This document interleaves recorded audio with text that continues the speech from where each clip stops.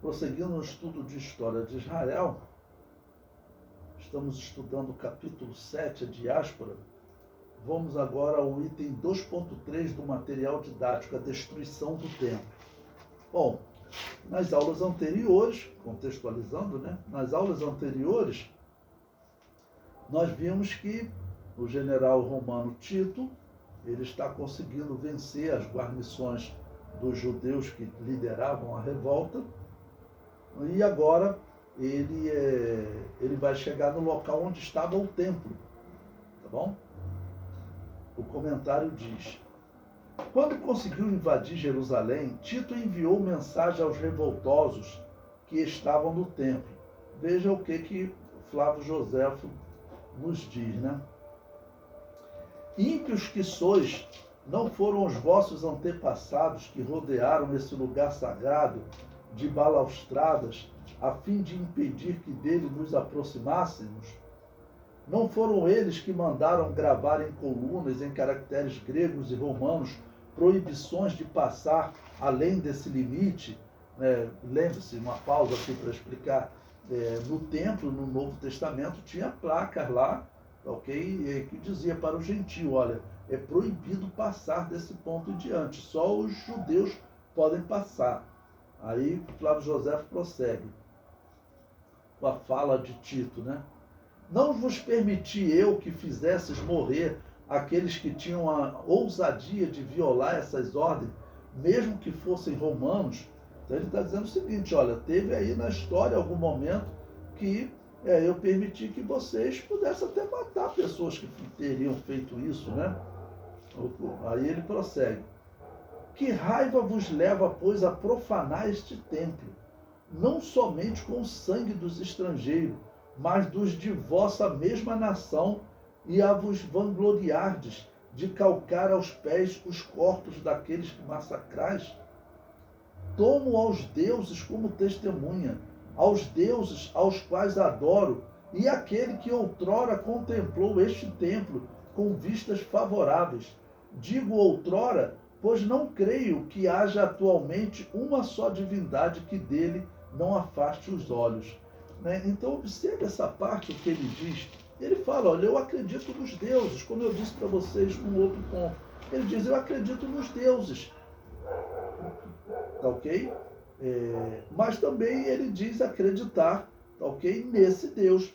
Porque ele diz que esse Deus agora, ele no caso, já não está olhando mais para este templo.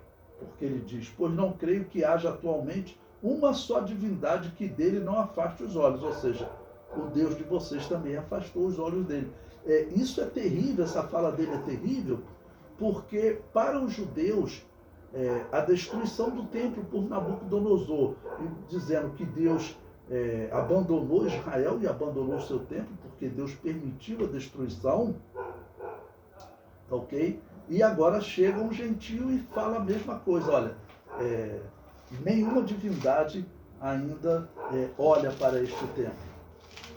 Ele diz que acredita em outras divindades, mas falou: mas nem o Deus de vocês olha mais. Então é uma palavra, para quem levava a religião a sério, era uma palavra muito pesada, né? E ele prossegue, né? Tomo como testemunha todo o meu exército, todos os judeus que se refugiaram junto de mim, e tomo-vos a vós mesmo como testemunhas de que não tenho parte alguma nessa profanação, e que se quereis sair desse lugar sagrado, nenhum romano se há de aproximar do santuário, nem cometerá a menor insolência, mesmo contra a vossa vontade. Eu conservarei esse célebre templo. Então veja o que Tito fez, né? Ele propôs que eles se rendessem, que pelo menos, olha, o templo eu não vou então profanar, porque eles estavam se escondendo no templo, ia ter morte lá dentro. É interessante, né? E até difícil de nós explicarmos, porque eles temiam todos os deuses. Então eles temiam até o Deus de Israel, ainda que eles não acreditassem que ele era o único Deus. Mas eles acreditavam: a cidade X tem um Deus, esse Deus existe. Para eles todos os deuses existiam. Então ele até preocupado de profanar o templo desse Deus, porque pelo que Tito disse, né, ele, olha, o Deus de vocês também não está olhando mais para esse lugar, mas nessa fé cega, idólatra, né, politeísta que eles tinham, ele fala, olha, o Deus deles abandonou esse lugar, mas vai que se eu profanar esse local, ele venha me punir. Né? Talvez fosse essa a preocupação dele. E existem, assim, historiadores que acham que ele foi punido, porque a mulher dele, né, ele acabou se tornando imperador, a mulher dele se chamava Pompeia, ele deu um nome a uma cidade de Pompeia e aquela cidade foi destruída, foi uma das destruições mais avassaladoras da história, que ficou assim mais marcadas na história, né? Pompeia era a mulher desse general romano Tito que está destruindo Jerusalém, né?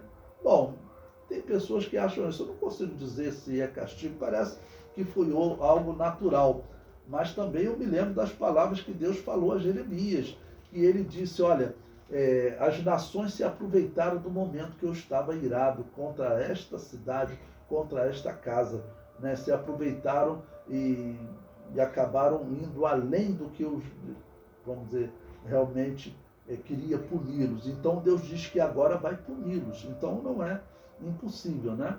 Mas parece ser um evento natural. Bom, o comentário prossegue.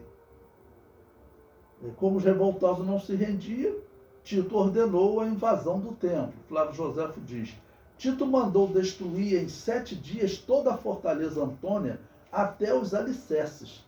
E tendo assim aberto um grande espaço até o templo, mandou aproximarem-se as legiões para atacarem sua primeira defesa. Ou seja, então, eles abriram um grande espaço, que é a fortaleza Antônia. Então, era a que guardava aquele local, né? Abriu um grande espaço. Eles sabiam também que ali havia muito ouro, tá bom? Inclusive as obras de arte que Tito mandou construir mostrava eles carregando, né, o castiçal de ouro, faz parte até da capa do livro, né? História de Israel, eles carregando o castiçal de ouro.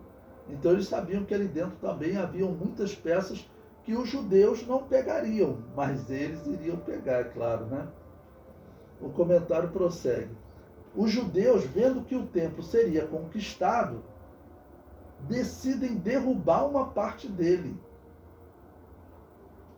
Olha que atitude estranha que eles têm, né? Veja o que o Flávio Joséfo diz. Os judeus, enfraquecidos pelas perdas que haviam sofrido em tantos combates, vendo que a guerra se acendia cada vez mais e que o perigo de que o templo estava ameaçado crescia sempre, resolveram destruir-lhe uma parte para salvar o restante.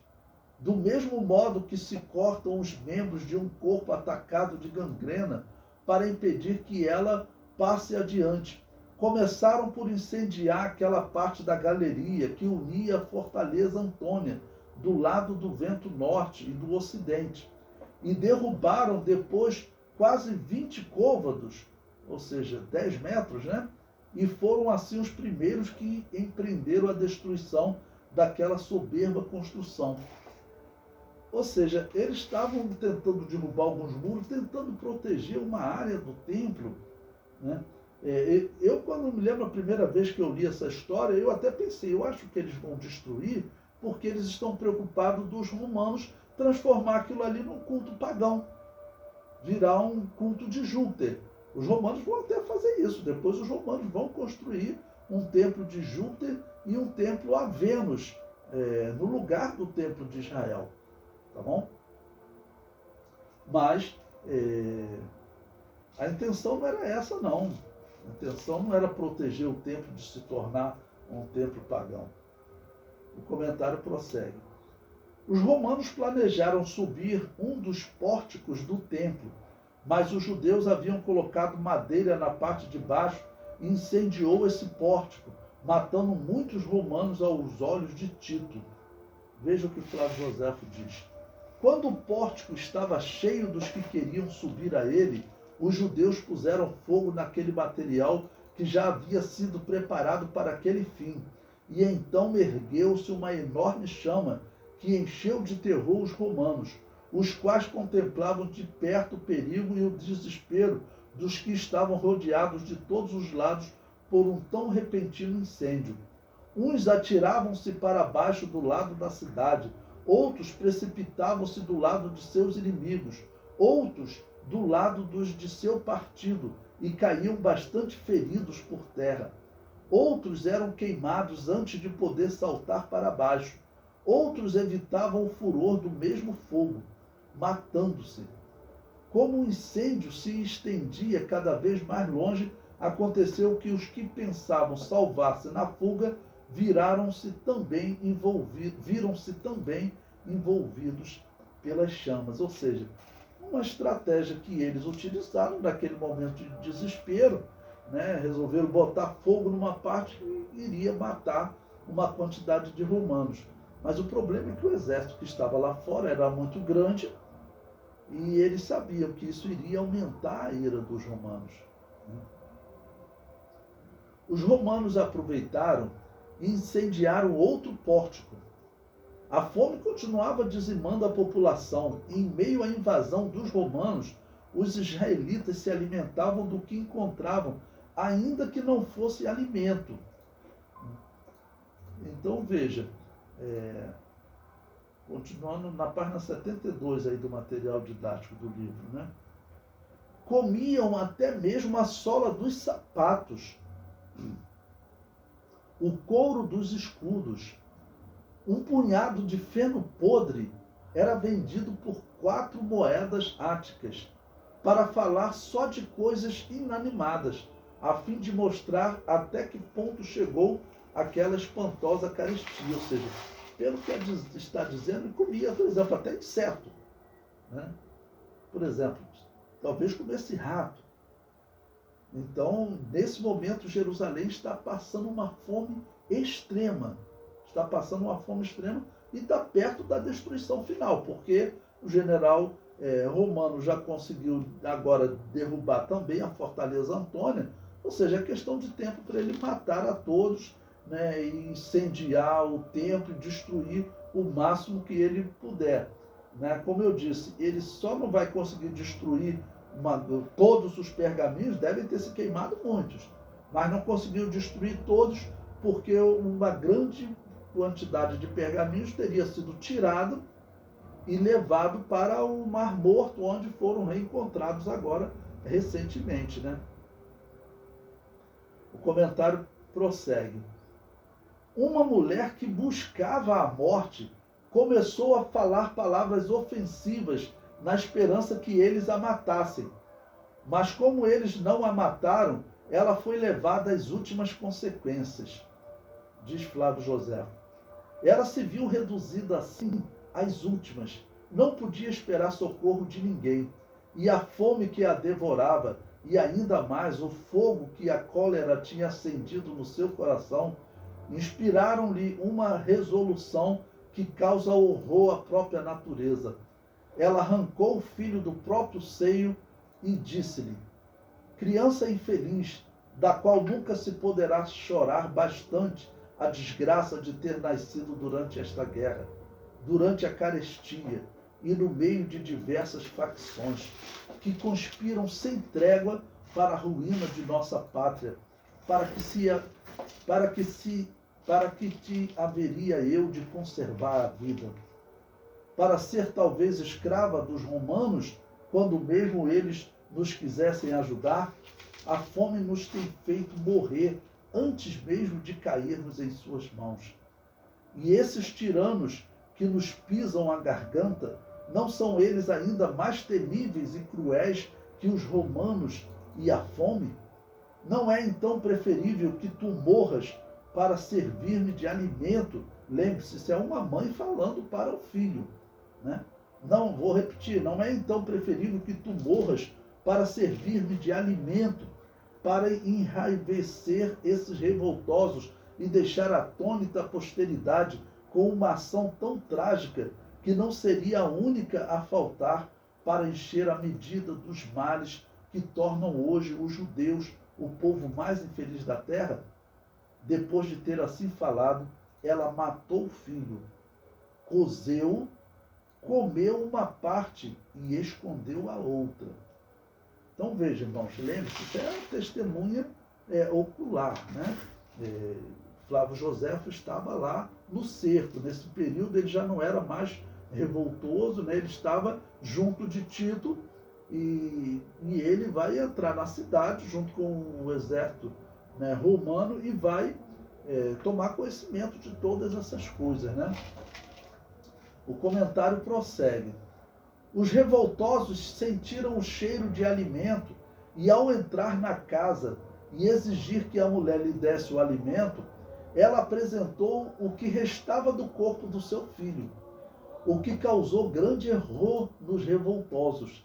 Ela ofereceu para que eles comessem o restante, mas eles se recusaram e saíram trêmulos pela cidade. É uma pausa aqui para explicar a vocês, né? Por quê? Eles ainda tinham comida, porque eles começaram a tomar a comida da população, então ainda estavam comendo. Então o ser humano que está se alimentando de alguma maneira, ele não consegue comer a carne humana. E a mulher, ela tomou essa atitude, como eu disse, a ciência diz que muitos dias sem se alimentar, chega um período que o cérebro entra em parafuso.